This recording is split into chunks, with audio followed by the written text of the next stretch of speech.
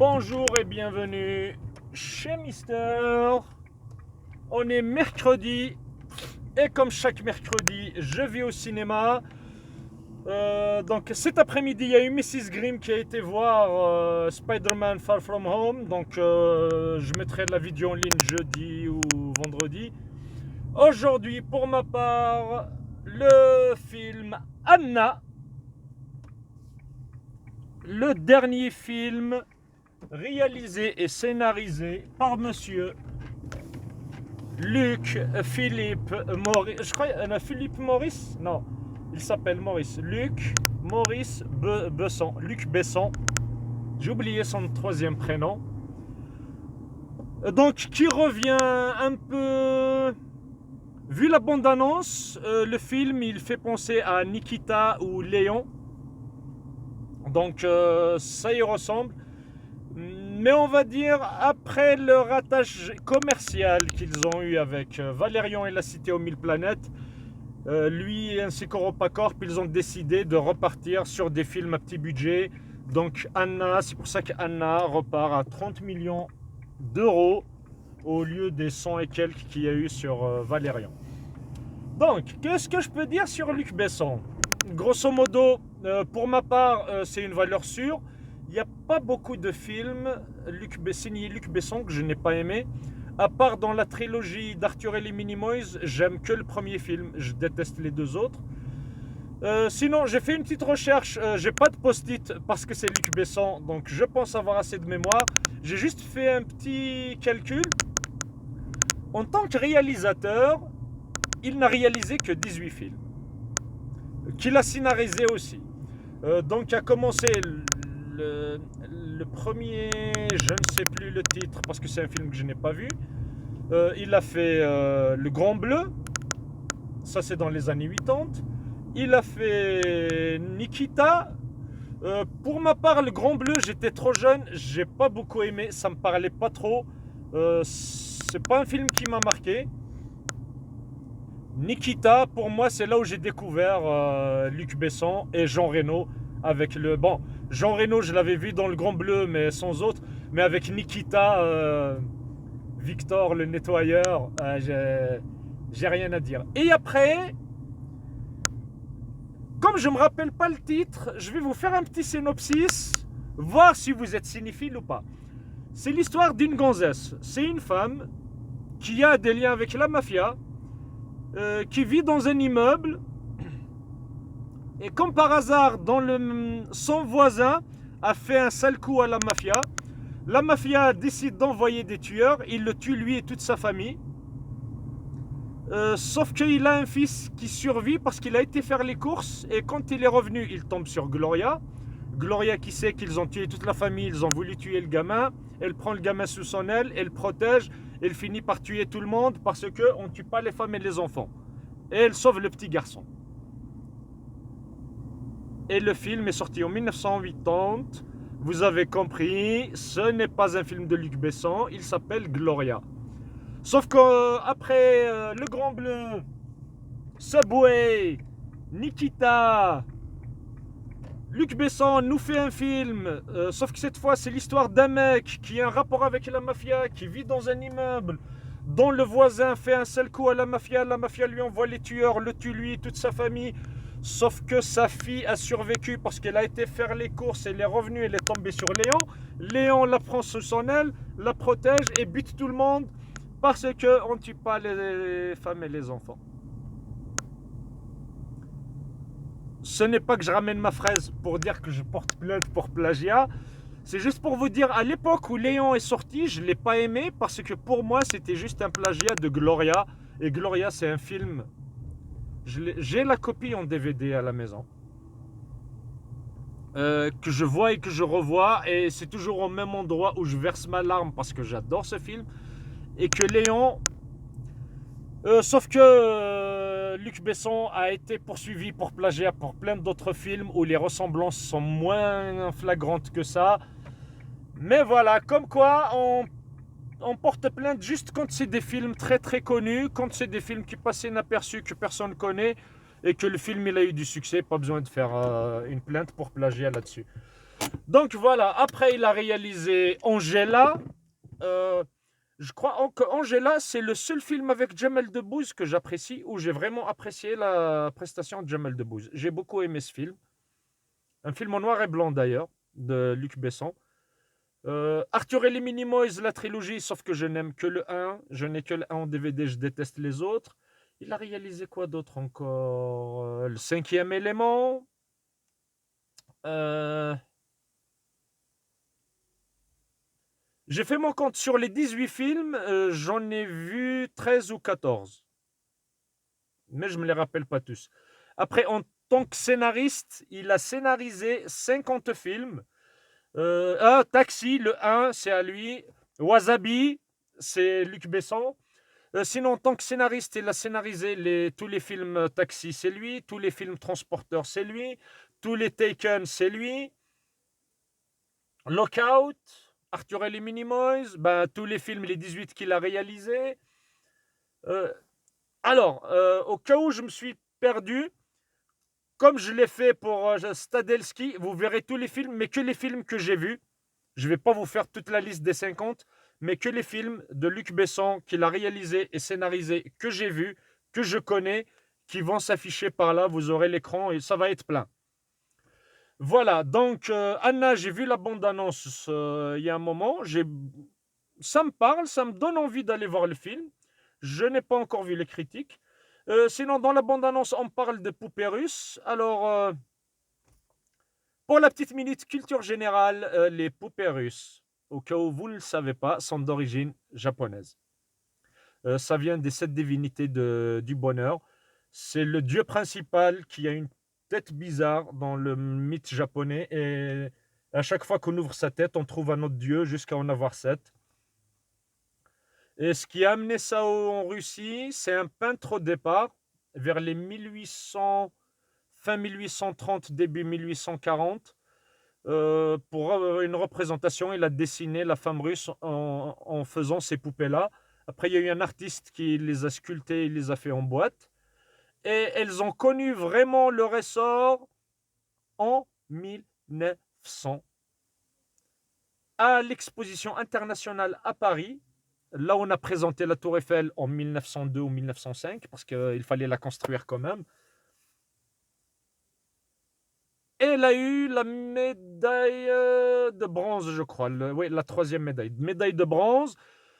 Ce qui a fait un peu le buzz en Russie et que presque chaque région a commencé à faire ses propres poupées, machin. Donc, il y a moins de 120 ans que les poupées russes font partie du patrimoine russe. Elles ne sont pas d'origine russe, mais juste c'est inspiré du mythe des 7 divinités du bonheur japonais. Voilà, ça c'est juste pour la petite... au cas où le film sera nul et que vous ne l'aimerez pas, vous pourrez parler des poupées russes. Sinon, grosso modo, j'ai rien d'autre à dire. À part cela, n'oubliez pas de l'abcès. Pensez à liker, pensez à vous abonner et activer la cloche pour avoir les notifications. Pensez à partager YouTube, Google Plus n'existe plus, Facebook, Twitter, tout ce que vous voulez. Hein. Et tout ça avec le smile. Je vous laisse avec la bande-annonce. À tout à l'heure. Matryoshka is a doll, a Russian doll. It's a woman inside a woman. Inside a woman. What's wrong with you?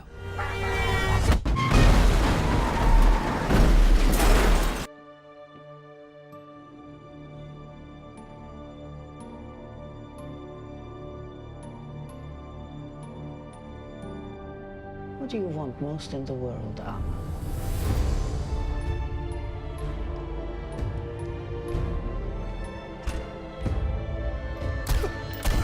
She's here. Don't worry, we're coming in. 15.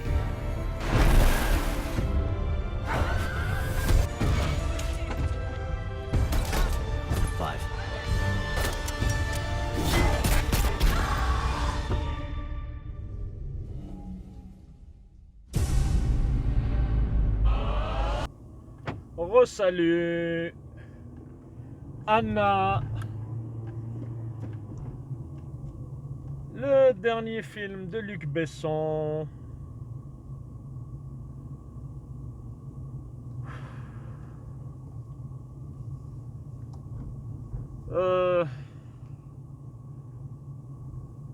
Est-ce que Luc Besson souffre du syndrome Ridley Scott, James Cameron, tout le monde?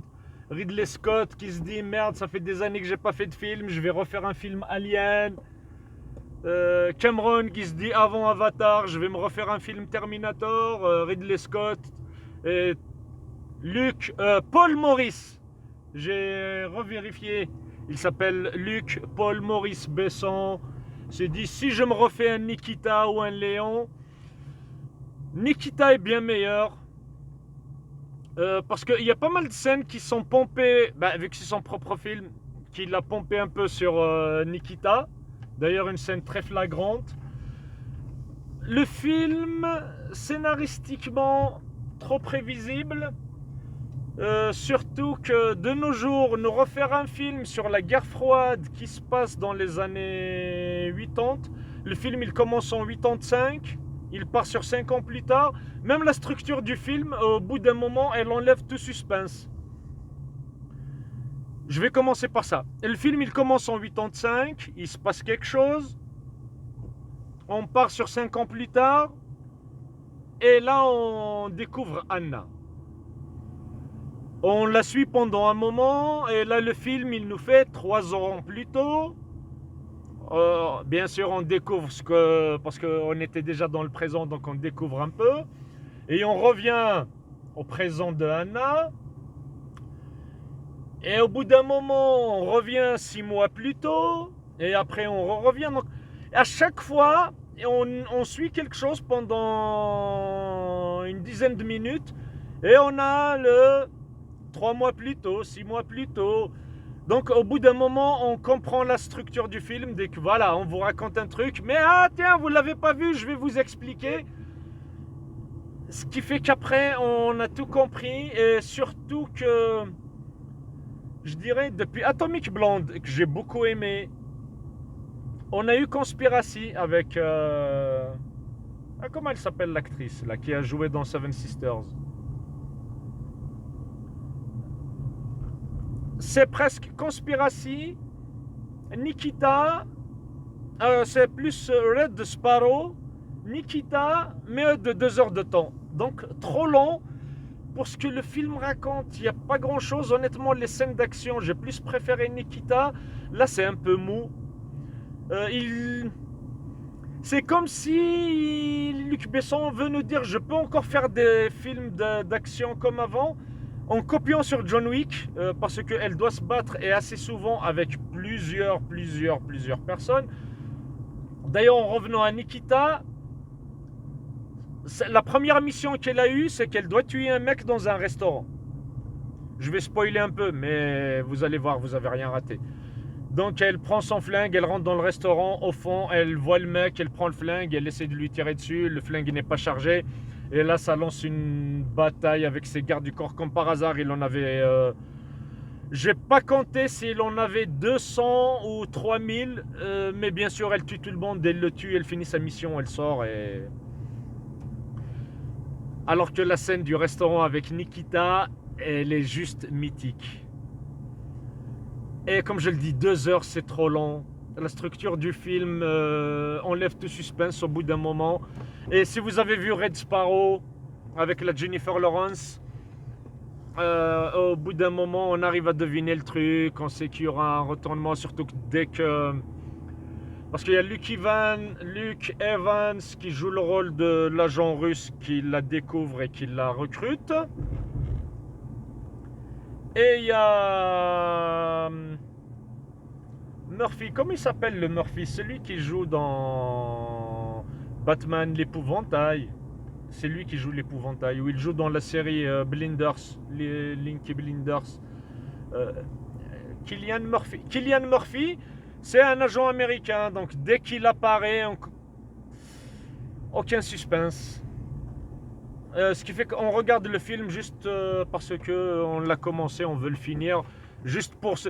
C'est presque un film, je suis resté jusqu'au bout, c'est juste pour dire que j'ai bien deviné les trucs. C'est comme si Luc Besson s'est dit ah merde, Nikita j'ai pas bien développé, je vais essayer de faire dans celui-là. Non, Nikita faisait bien son affaire, t'as pas besoin de nous refaire un autre film. Là pour une fois, je suis déçu. Je vais pas critiquer Luc Besson, j'aime presque tous ses films, même ceux qui ont une mauvaise presse, mais là franchement il s'est foiré. Il a essayé de nous refaire quelque chose qu'il a réussi avant. Non, monsieur Luc, t'as plus la patte. Après, Luc Besson est un réalisateur qui a toujours fait ses films. Je peux pas dire qu'il a une patte précise. Comme certains réalisateurs, il a toujours sa vision de son film. Il a toujours scénarisé et réalisé ses propres films. Il est producteur, donc il fait ce qu'il a envie. Mais là, il s'est raté.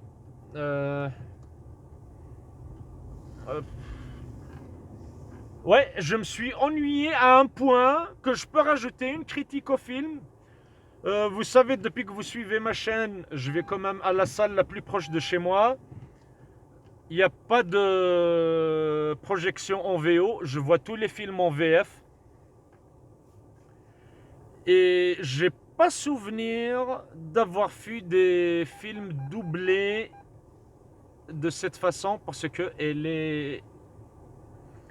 D'habitude, la VF, à moins qu'on soit vraiment attentif et qu'on regarde bien, il nous faut un moment pour nous rendre compte que les acteurs parlent une langue qui n'est pas le français.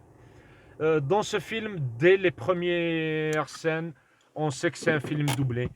À part la période qui se passe en Russie où il parle russe, sous-titré en français. Sinon, on va dire dans le film, sûrement en VO, dès que ça passe en anglais, là on voit que c'est doublé et c'est très mal doublé. Alors il n'y a plus de synchronisation. Là on voit que l'acteur il dit quelque chose et on a une voix française qui parle à côté. Franchement, ça m'a beaucoup dérangé. Déjà que le film, au bout d'un moment, j'ai fait ma théorie, donc j'attendais juste de voir si j'avais raison ou pas. Alors avec le mauvais doublage, la mauvaise synchronisation, je suis sorti... Non, non. Luc Besson, t'essayes de surfer sur tes vieux succès. Ben non, tes vieux succès resteront tes succès. Là, malheureusement, décevant. Décevant, décevant, décevant. J'aurais jamais cru dire ça un jour d'un film de Luc Besson. Donc j'espère qu'il y a une salle de cinéma près de chez vous. Je vais vous épargner 2 heures de temps de votre vie. N'allez pas voir ce film. Attendez qu'il soit en téléchargement. Vous n'aurez rien raté, rien d'exceptionnel, rien de spécial. Des scènes d'action très molles. Un scénario prévisible. Aucun suspense.